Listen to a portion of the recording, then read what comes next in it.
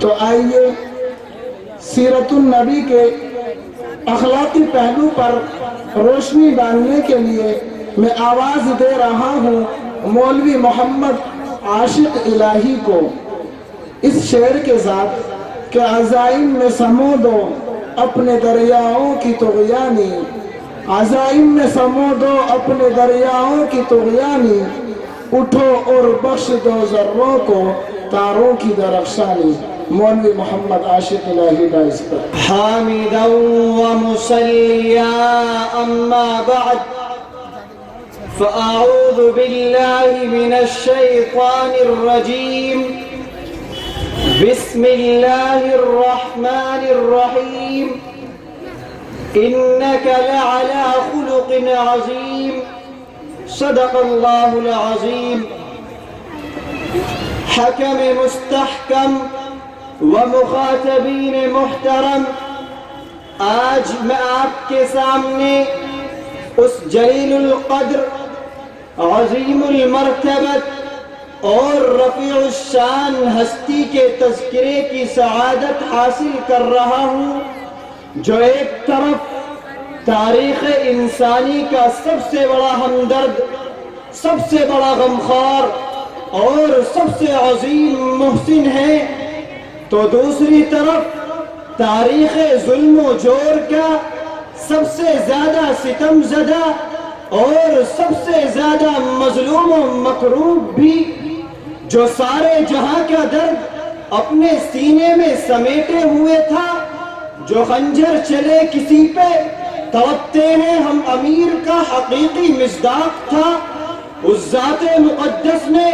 تمام ظلم و ستم کے خلاف علم بغاوت بلند کیا اور تڑپتی ہوئی انسانیت کی مسیحائی کی۔ ضروری تھا کہ اس ذات مقدس کو سینے سے لگایا جاتا، اسے پلکوں پر بٹھایا جاتا، مگر وہ ذات جو لوگوں کی ہدایت کے لیے تڑپتی رہی ہو، لوگ اسے پتھر مارتے رہے، جو لوگوں کی بھلائی کے لیے اپنے وجود کو بھلاتی رہی ہو،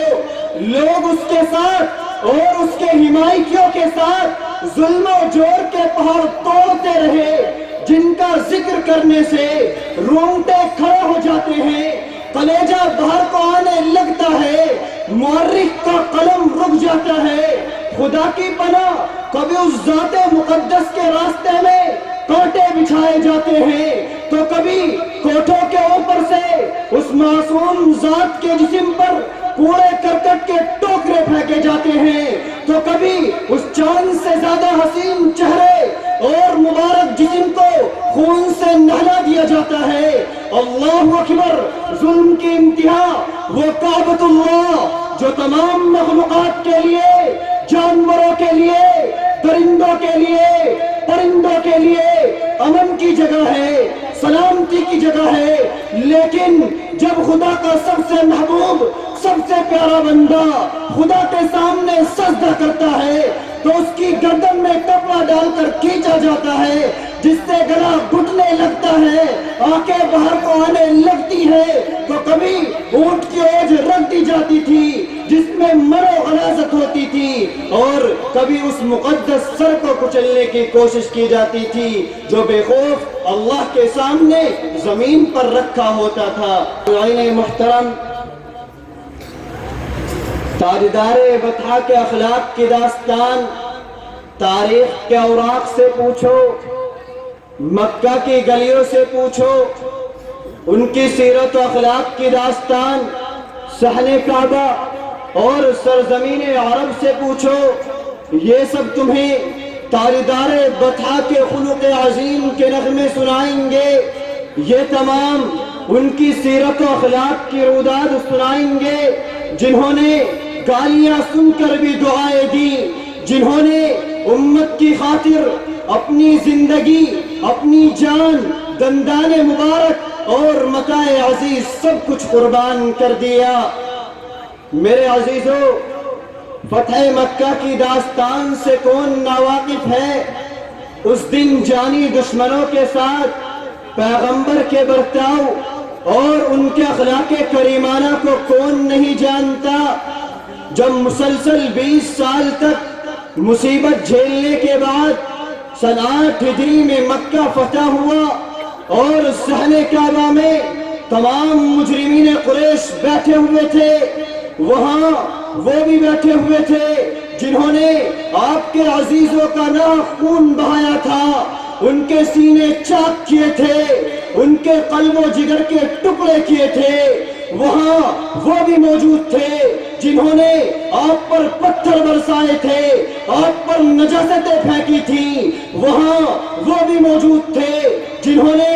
آپ کے راستے میں کانٹے بچھائے تھے۔ ہر ایک کو ماضی میں کی ہوئی اپنی شرارتیں یاد آ رہی تھی اور آپ کے پیچھے 10,000 خون آشام تلواریں محمد الرسول اللہ کے ایک اشارے کی منتظر تھی۔ دپاتن زبانیں مبارک کھلتی ہے، سوال ہوتا ہے قریش بتاؤ آج میں تمہارے ساتھ کیا سلوک کروں، آج تمہارے ساتھ میرا کیا برتاؤ ہوگا؟ دبے الفاظ میں جواب ملتا ہے اے محمد تو ہمارا شریف بھتیجا ہے۔ ارشاد فرماتے ہیں جاؤ آج میں تم سے وہی کہتا ہوں جو حضرت یوسف علیہ السلام نے اپنے بھائیوں سے کہا تھا، لا تثریب علیکم اليوم اذهبوا فانتم الطلقاء۔ تمام اہل مکہ سے کہہ دو کہ آمنہ کا راز دلارا قتال کی بٹی میں جھونکنے کے لیے نہیں آیا۔ مکہ کی ماں سے کہہ دو آج تمہاری ممتا کو نہیں لوٹا جائے گا۔ مکہ کی بہنوں اور حسینوں سے کہہ دو تمہاری عزت و آبرو کو داغدار نہیں کیا جائے گا۔ جاؤ آج تم سب کے سب آزاد ہو، آج معافی کا اعلان ہے۔ جو بیت اللہ میں داخل ہو اس کو بھی امن ہے، جو دار سفیان میں پناہ لے اس کو بھی امن ہے، جو گھر کا دروازہ بند کر لے اس کو بھی امن ہے۔ یہ ہے محسن اعظم کی اخلاقی سیرت، یہ ہے تاجدار بطحہ کا اخلاقی پہلو۔ میں اپنی تقریر کو انہی چند باتوں پر ختم کرتا ہوں، وما علینا الا البلاغ۔